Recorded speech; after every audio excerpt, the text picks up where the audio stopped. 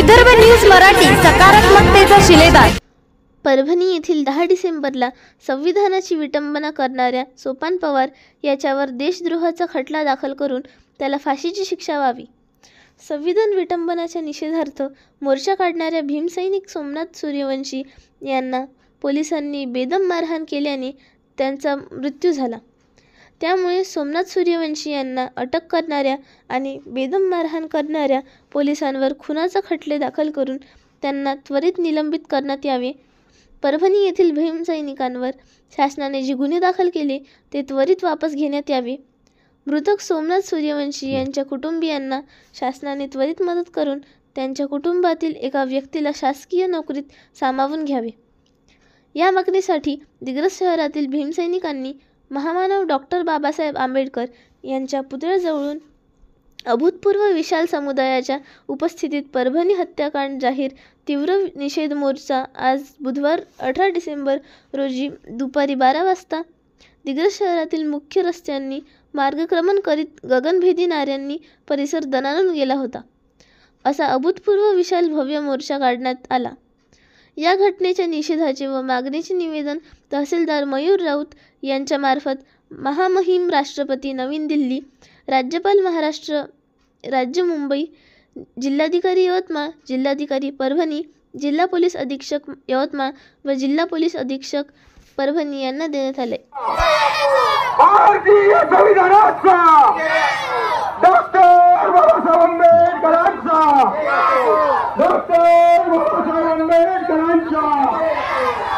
सोमनाथ सूर्यवंशी अमर रहे, सोमनाथ सूर्यवंशी अमर रहे, डॉक्टर बाबासाहेब आंबेडकरांचा भारतीय राज्यघटनेचा अमर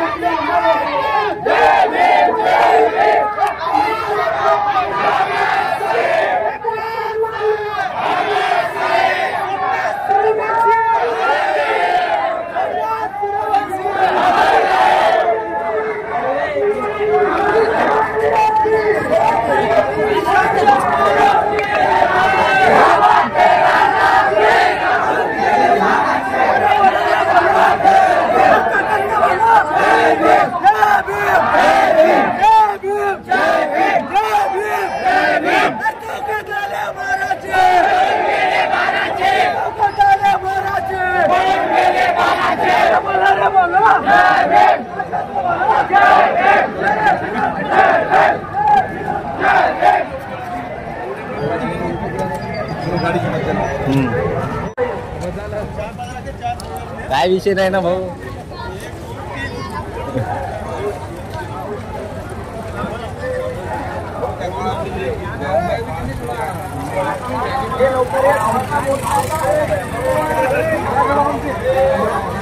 भारतीय संविधानाचा डॉक्टर बाबासाहेब आंबेडकरांचा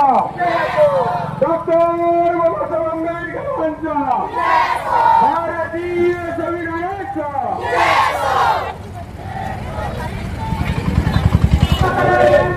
बाबा तेरा नाम रहेगा, बाबा तेरा नाम रहेगा। छत्रपती शिवाजी महाराजांचा अमर रहे, अमर रहे, अमर रहे, अमर रहे, छत्रपती शिवाजी।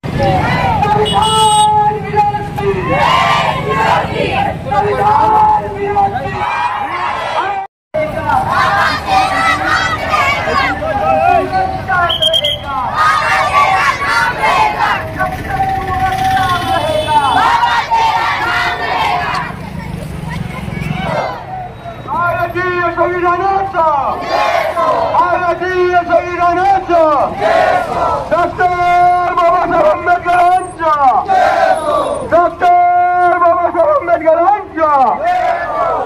संविधानाचा संविधानाच्या सन्मानात संविधानाच्या सन्मानात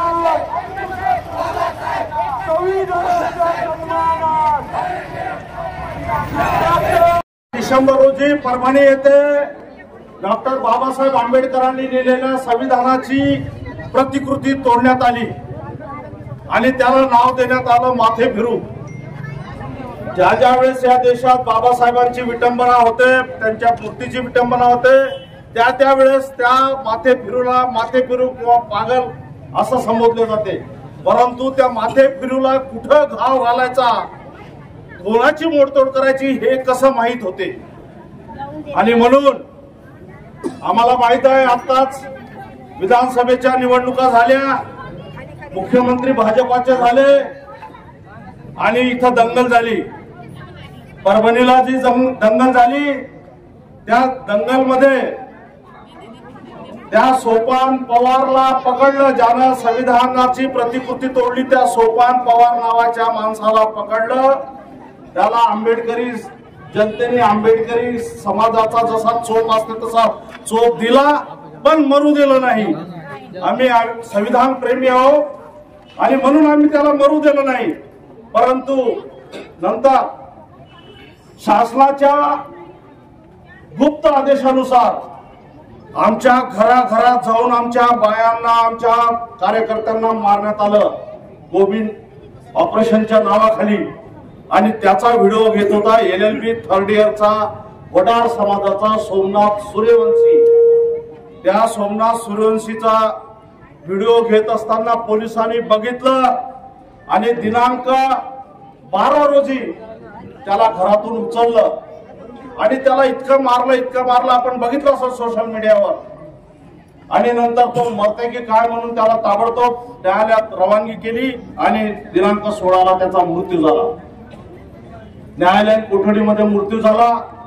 गावभर सर्व महाराष्ट्रभर वार्ता पसरली आणि मग 16 तारखेला सोमनाथ सूर्यवंशी यांचा मृत्यू झाल्याबद्दल सर्व महाराष्ट्र पेटून उठला. आणि त्यामध्ये आमचा एक भीमसैनिक विजयराव वाकोडे यांना ते वेदना सहन झाले नाहीत. लोकांच्या घराघरात घुसून आया बहिणीला मारलं. ते कलेक्टरला सांगताना त्यांचा व्हिडिओ आहे, SP ला सांगताना व्हिडिओ आहे की कोमिंग ऑपरेशन थांबवा, आमच्या बाळाला मारणं थांबवा. आणि त्याच्यातच त्यांचा हृदय विकाराचा झटका आला आणि विजय वाकोडे त्याच्यात वारले. सूर्यवंशी अमर रहे. परभनी में एक इतनी भयानक घटना हुई, इनका ही संविधान तोड़ा गया और इन्हीं पर लाठीचार्ज गुने अभी गौतम भाऊ ने एकदम बहुत पद्धतशीर बताया वाला है. मैं सोमनाथ सूर्यवंशी के मारेकरी को तत्काल अटक करके फांसी देने की मांग करता हूं. तमाम मुस्लिमों के और के तमाम, अभी गौतम भाऊ ने यह भी बताया कि बांग्लादेश में हिंदुओं पर अत्याचार हो रहा. क्या हम क्या हिंदू नहीं, चमार हिंदू नहीं, मातंग हिंदू नहीं, वड्डर हिंदू नहीं? अरे यहाँ का पहले यहाँ तो तुम सुरक्षित रखो, बाद में बांग्लादेश को तुमने अगर चाहे तो 2 घंटे के अंदर ताबे में ले सकते. तुम चुपी मोर्चे निकाल रहे हैं, चुपी मतलब लोगों को जमा कर रहे. अरे घुसो ना, बांग्लादेश लो ना ताबे में, हम तुम्हारे साथ में चलते. अखंड भारत करो ना. शिवसेना उद्धव बाळासाहेब ठाकरे पक्षाच्या वतीने आजचा जो काही मोर्चा होता याला आमचं जाहीर समर्थन देतो. आणि ताकदीनिशी जेव्हा केव्हाही या देशाच्या संविधानावर विषय येईल तर आम्ही सर्व ताकदीनिशी आमच्या सर्व बंधू भगिनी सोबत उभे राहू. धन्यवाद.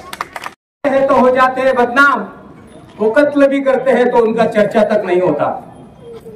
मैं सबसे पहले परभनी घटना के आंदोलनकारी शहीद सोमनाथ सूर्यवंशी को तहे दिल से श्रद्धांजलि अर्पित करता हूं. और मैं महाराष्ट्र गवर्नमेंट से, अब मजबूरी है, सरकार से ही मांग करना पड़ेगा क्योंकि हर कदम पर यहाँ कातिल है. किधर जाए कोई रास्ता है ना कोई मंजिल है, किधर जाए कोई. इस देश को दुनिया का बेहतरीन संविधान देने वाले डॉक्टर बाबा साहेब आंबेडकर को मैं विनम्र अभिवादन करता हूं. और जो आंदोलनकारी थे परभनी के, शायद उनके जज्बात को समझते हुए हो सकता है हिंसक आंदोलन हुआ, हो सकता है कोई वजह थी जो उन्होंने कायदे को हाथ में लिया, उनके अपने जज्बात आप लोग समझ सकते हैं। लेकिन जो कायदे के रक्षक है, जिनकी अपनी जिम्मेदारी है कायदे की रक्षा करना, जिनकी अपनी जिम्मेदारी है जनता सुरक्षित रहे, जिनकी अपनी जिम्मेदारी है जनता की रक्षा करना, वो रक्षक ही अगर भक्षक हो जाते हैं तो इस देश को अल्लाह ही बचाए। कि संविधान ने मुझे बोलने का अधिकार दिया है, वो मेरा मूलभूत अधिकार है।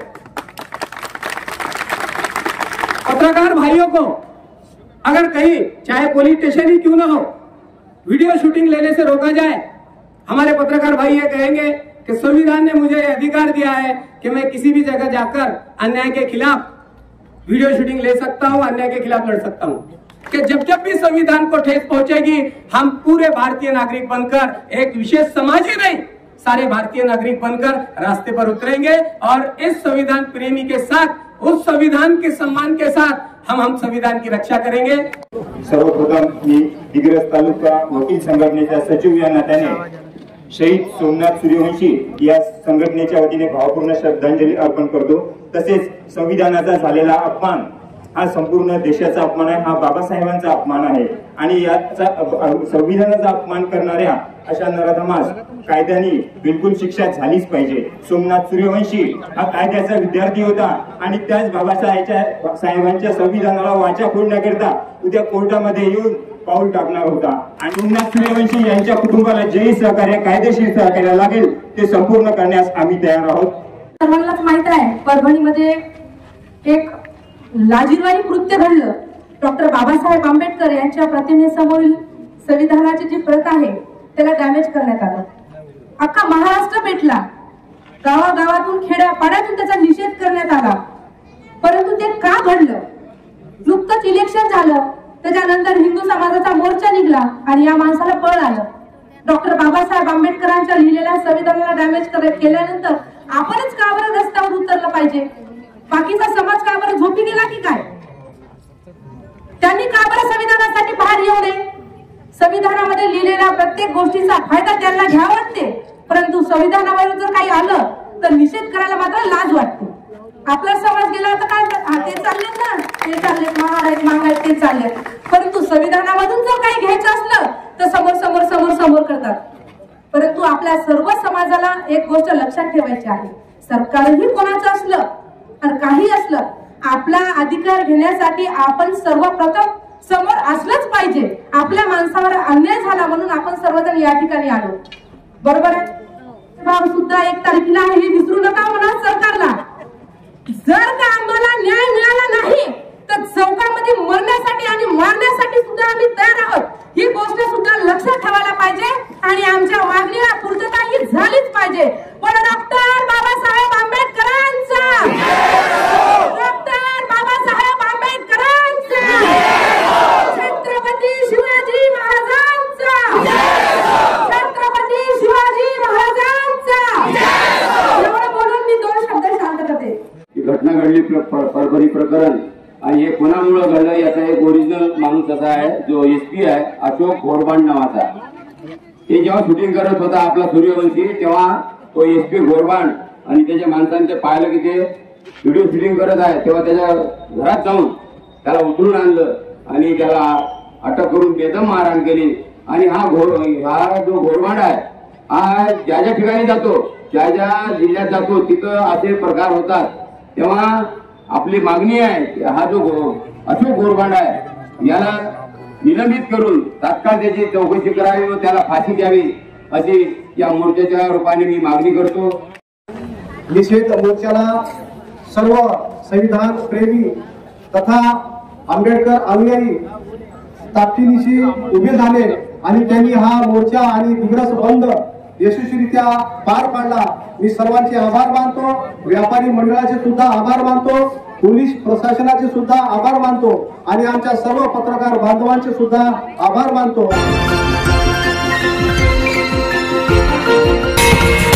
विदर्भ न्यूज मराठी, सकारात्मकतेचा शिलेदार।